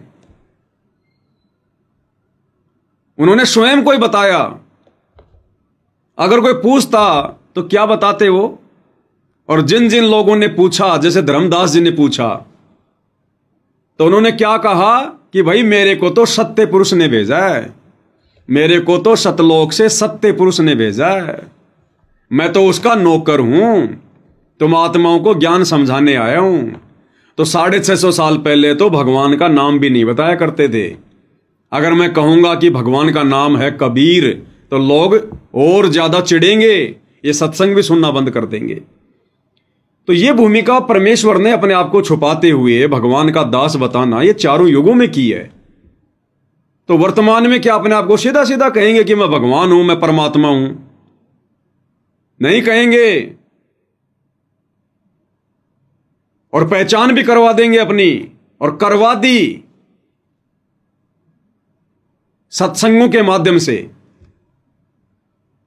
हमारा ज्ञान योग खोलकर, हमें सद्बुद्धि देकर, क्योंकि बिना ज्ञान योग खुले हम नहीं पहचान सकते अपने जैसे व्यक्ति को कि यह भगवान हो सकता है।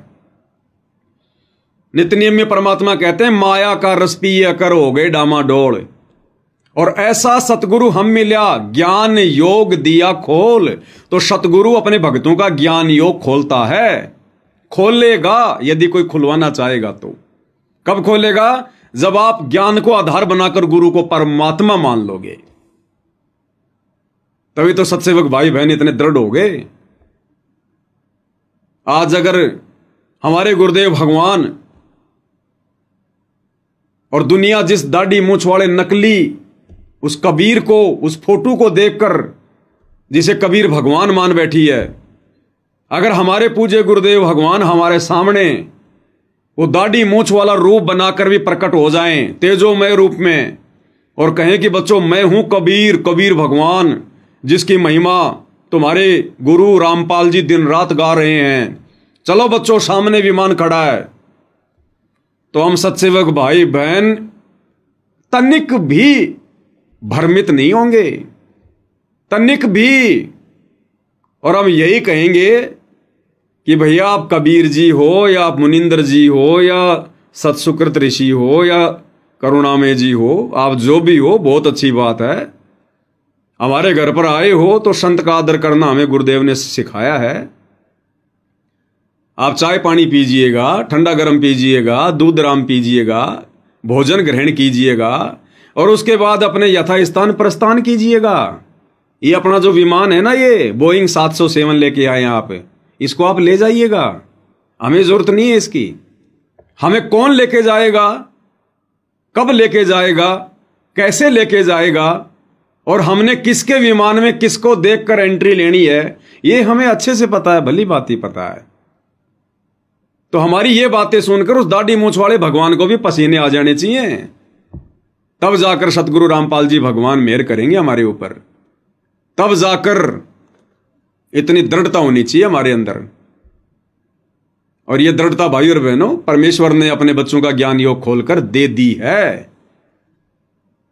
जो गुरुदेव कहते हैं ना कि बच्चों अगर ब्रह्मा विष्णु महेश भी आ जाएं और तुम्हारे साथ अगर ज्ञान चर्चा करें तो उनको भी मुंह की खा के जानी पड़ेगी। तो वो बच्चे परमेश्वर ने साध संगति में शुरू किए हैं, साध संगति में। इन आश्रम वालों के लिए नहीं कह रहे परमात्मा, ये आश्रम वाले तो छोटे मोटे राजनेताओं से भ्रमित हो रहे हैं। अरे राजनेता अपनी रैलियों में धक्के खिला रहे हैं इनको। तो अगर वो दाढ़ी मूंछ वाला भगवान आ गए तो ना जाने ये तो उसके सिर पे चढ़ जाएंगे कि भगवान छोड़ के मत जाना, बाल पकड़ लेंगे उसके।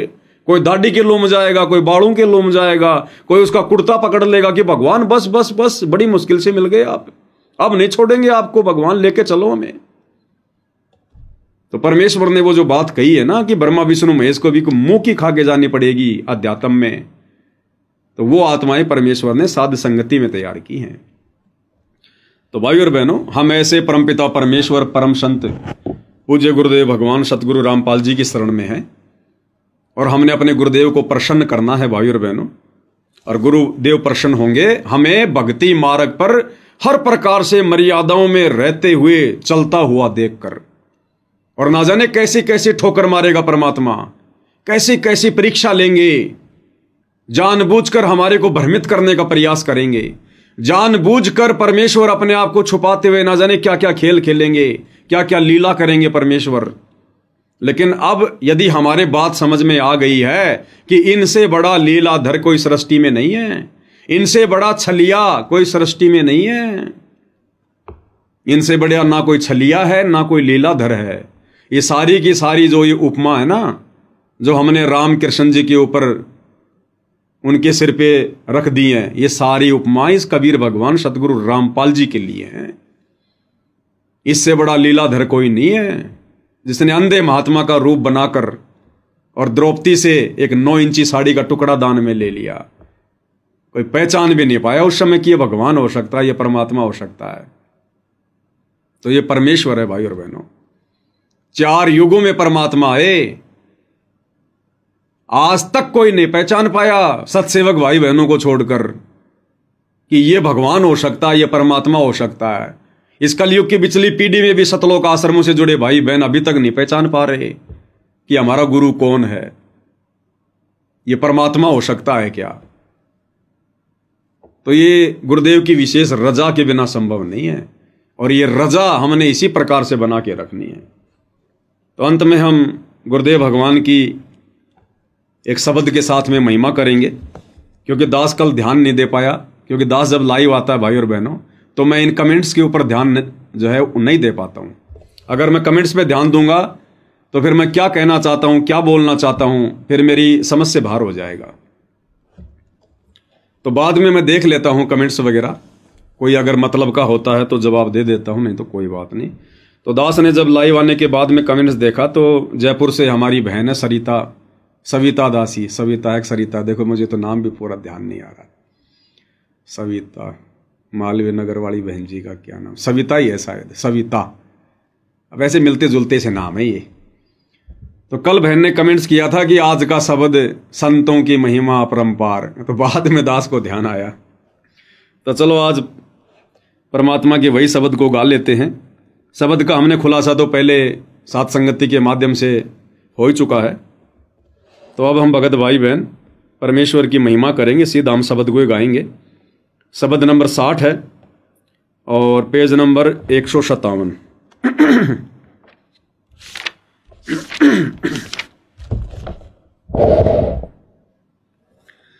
बंदी छोड़ सतगुरु रामपाल जी परमेश्वर जी की जय हो।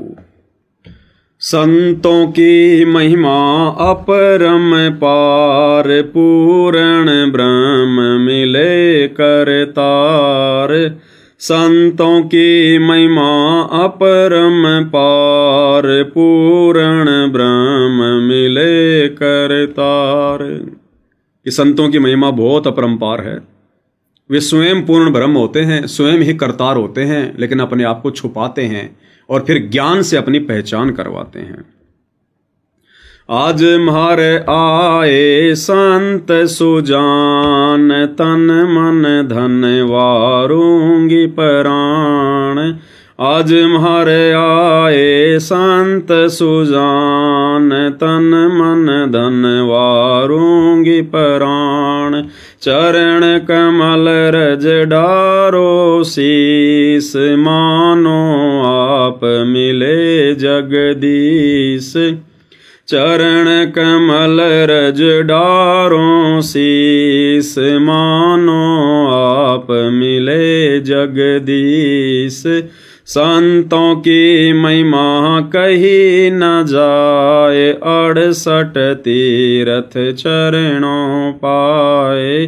संतों की महिमा कही न जाए, 68 तीरथ चरणों पाए। संतों की महिमा अगम अगाध, नारद से उदरे प्रहलाद। संतों की महिमा अगम अगाध, नारद से उदरे प्रहलाद। दुरु बेटे नारद निर्वाण, अमरापुरी पर रचे विमान। दुरु भेटे नारद निर्वाण, अमरापुरी पर रचे विमान। संतों की महिमा अपरम पार, पूर्ण ब्रह्म मिले करतार। संतों की महिमा अगम अगाध, बूढ़ंत राखे गज गिरहा। संतों की महिमा अगम अगाध बूढ़ंत राखे गज गिरहा। संतों की महिमा निश्चल थीर, द्रौपद सुता के बढ़ गए चीर। संतों की महिमा निश्चल थीर, द्रौपद सुता के बढ़ गए चीर। संतों की महिमा अपरम पार, पूर्ण ब्रह्म मिले करतार। संतों की महिमा अधिक सुमेर, भिलनी के खाए झूठे बेर। संतों की महिमा अधिक सुमेर, भिलनी के खाए झूठे बेर। संतों की महिमा निश्चल अंक, बाल्मीक का बाजा शंख। संतों की महिमा निश्चल अंक, बाल्मीक का बाजा शंख। संतों की महिमा परम पार, पूर्ण ब्रह्म मिले करतार। ये सारी महिमा पूज्य गुरुदेव भगवान की है। ये सारे कार्य इन अवतारों के रूप में, इन त्रिदेवों के रूप में, ये सारे कार्य पूज्य गुरुदेव भगवान सतगुरु रामपाल जी परमेश्वर जी ने किए हैं। इसीलिए तो इस शब्द में संतों की महिमा है, अन्यथा हम कोई नकली संतों की महिमा करने के लिए थोड़े ना बैठे हैं यहां पर। तो संत रूप में परमात्मा जब जब आए हैं, चारों युगों में परमात्मा संत रूप में तो आए हैं। अपने आप को साधु कहलवाया, संत कहलवाया, सतगुरु कहलवाया। संतों की महिमा अमन अमान, देखो गणिका चढ़ी विमान। संतों की महिमा अमन अमान, कि जिनकी महिमा सुनते ही दिल को चैन आए, शांति सी आए। देखो गणिका चढ़ी विमान। गणिका को परमेश्वर ने 650 साल पहले स्वर्ग भेज दिया था। हम 64 लाख में से वो गणिका बहन इतनी अच्छी आत्मा थी जिसको दुनिया एक वेश्या की दृष्टि से देखा करती थी। उसको परमात्मा ने स्वर्ग में भेज दिया। चमरा जुल्हा तर गए और छिपा नाई रे, गणिका चढ़ी विमान में सुरगापुर दाई रे। और बाकी हम सारे के सारे नीच नरक भोगते आ रहे हैं, बार बार मां के गर्भ से जन्म लेते हुए आ रहे हैं। और वो उस बहन को परमात्मा ने सीधा स्वर्ग में भेज दिया और इस समय परमात्मा उसको जन्म देंगे अब डायरेक्ट। संतों की महिमा अमन अमान, देखो गणिका चढ़ी विमान। संतों की महिमा पद गर गाप, त्रिलोचन कह फिरतिया आप। संतों की महिमा पद गर गाप, त्रिलोचन कह फिरतिया आप। यानी अपनी प्यारी आत्माओं के लिए तो परमात्मा अपने भक्तों की लैट्रिन भी साफ करते हैं। ये जो त्रिलोचन नाम का संत था जिसके दस्त हो गए थे, उसका नौकर गांव जा रहा था, परमात्मा उसके नौकर का रूप बना के आ गए थे। संतों की महिमा अपरम पार, पूर्ण ब्रह्म मिले करतार। पुंडरपुरी नामा परवान, देवल फेर छिवा दई छान। पुंडरपुरी नामा परवान, देवल फेर छिवा दई छान। काशीपुरी कबीर कमाल, गए बालद आई रसाल। काशीपुरी कबीर कमाल, गए बालद आई रसाल। परमात्मा उदाहरण छोड़ के चले गए। जो लोग ये सोचते हैं कि सेवा करेंगे तो नुकसान हो जाएगा, भक्ति करेंगे नुकसान हो जाएगा, हर समय थोड़ा ना कोई सत्संग में कोई सेवा में, तो परमात्मा कहते हैं वो नामदेव सत्संग सुनने के लिए बैठ गया भगवान का और परमात्मा पीछे से उसकी झोपड़ी बना के आ गए। यानी भक्तों के काम भगवान ही सारता है यदि हम भगवान के अनुकूल चलेंगे तो। संतों की महिमा अपरम पार, पूर्ण ब्रह्म मिले करतार। दिया भंडारा जन रे दास, कनक जनेऊ पद प्रकाश। दिया भंडारा जन रे दास, कनक जनेऊ पद प्रकाश। संतों की महिमा कई न जाए, पीपा कूद पड़े दरियाए। संतों की महिमा कई न जाए, पीपा कूद पड़े दरियाए। कहते हैं यदि कोई अपने भगवान पर इतना विश्वास भी कर ले, जिस प्रकार सीता जी ने और पीपा जी ने दरिया में छलांग लगा दी, पानी में कोई बचता है क्या? कहते हैं अगर कोई अपने भगवान पर, अपने गुरु पर इतना विश्वास भी कर ले, तो परमात्मा फिर उसके विश्वास को टूटने नहीं देते। कहे कबीर सुनो वे साधो, मैं तो हूं विश्वास में। परमात्मा ने उस दरिया में द्वारिका रच दी, बाल गोपाल रच दिए, और 7 दिन तक कबीर भगवान सतगुरु रामपाल जी भगत पीपा और सीता के साथ में रहे वहां पर। संतों की महिमा अपरम पार, पूर्ण ब्रह्म मिले करतार। दास गरीब संतन को सेव, 84 मिट गई सुख देव। दास गरीब संतन को सेव, 84 मिट गई सुख देव। संतों की महिमा अपरम पार, पूर्ण ब्रह्म मिले करतार। दास गरीब संतन को सेव, यानी संत की पूजा करो। 84 मिट गई सुखदेव, लेकिन मिटी कितनी? उसको फिर से 84 में जाना पड़ेगा। परमात्मा ने उसको लंबे समय के लिए स्वर्ग में बैठा दिया।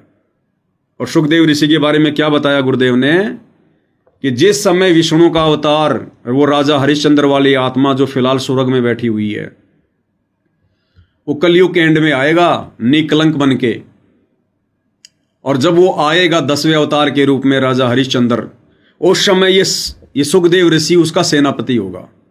ये सुखदेव ऋषि जो वर्तमान में स्वर्ग में बैठा हुआ है, ये उस कल्कि का, निकलंक का, विष्णु के 10वें अवतार का सेनापति होगा, और लाखों करोड़ों लोगों को मारकर अपने कर्म बिगाड़ेगा और फिर से 84 में जाएगा।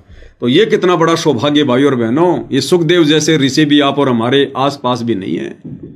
और सुखदेव को तो फिर से 84 में जाना, अपने कर्म फोड़ने, और आप और हमें परमेश्वर इसी जन्म में सतलोक लेकर जाएंगे, सदा सदा के लिए 84 से मुक्ति दे देंगे हमें।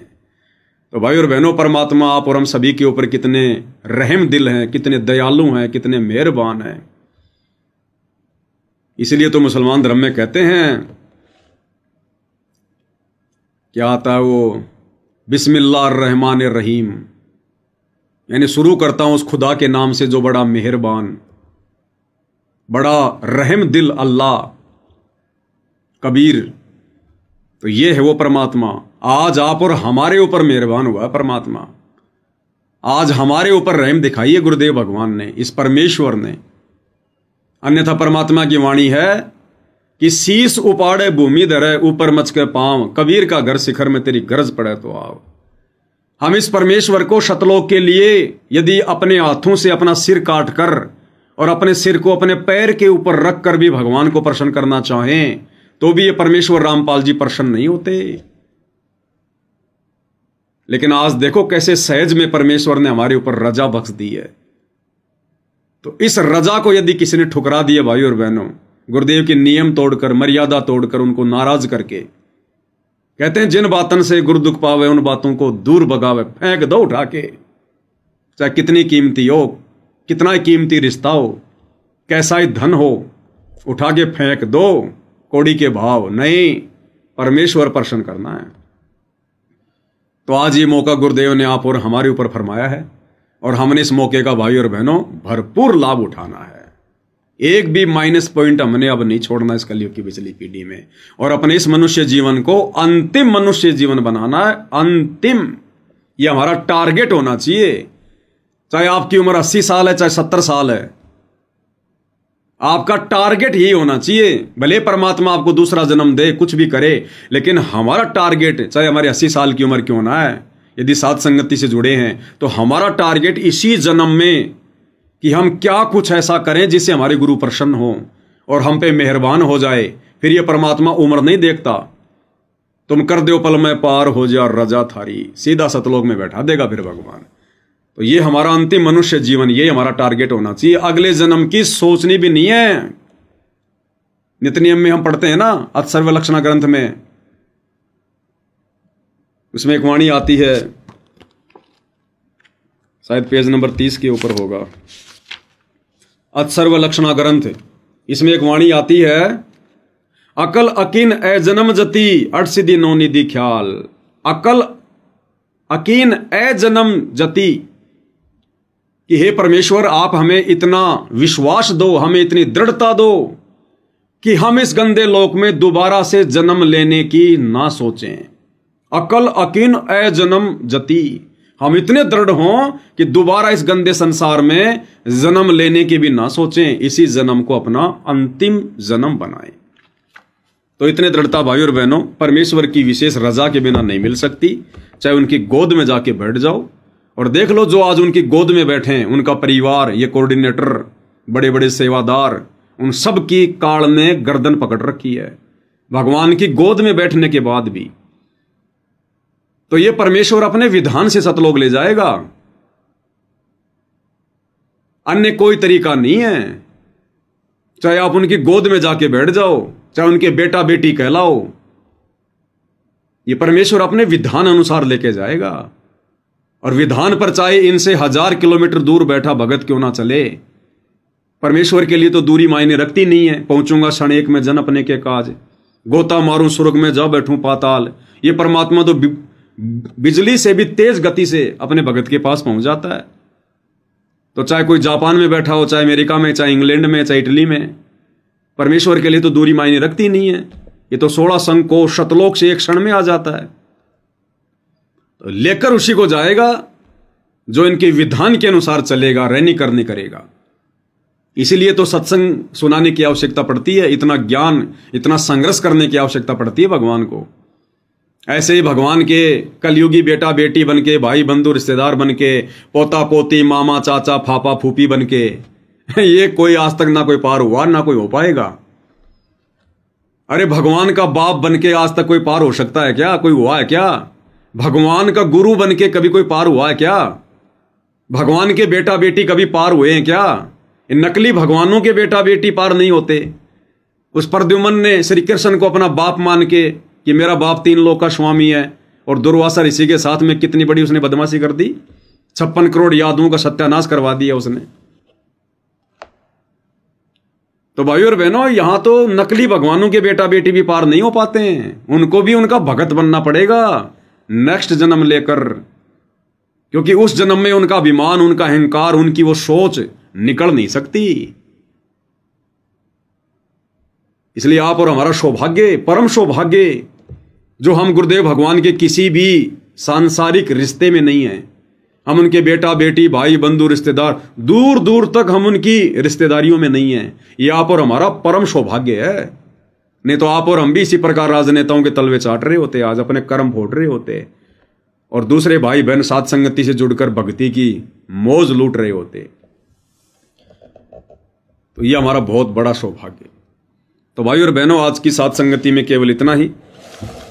गुरुदेव भगवान हम सबको आशीष दे, हम सभी का मार्गदर्शन करे, हमें आशीर्वाद दे, और इसी प्रकार से हम काल की प्रत्येक सूक्ष्म चाल को समझकर अपना बचाव करते हुए गुरुदेव के आशीर्वाद से इस भक्ति मार्ग पर निरंतर आगे की ओर बढ़ते रहें। इसी के साथ आज की साथ संगति को विराम। बंदी छोड़। सतगुरु रामपाल जी परमेश्वर जी की जय हो।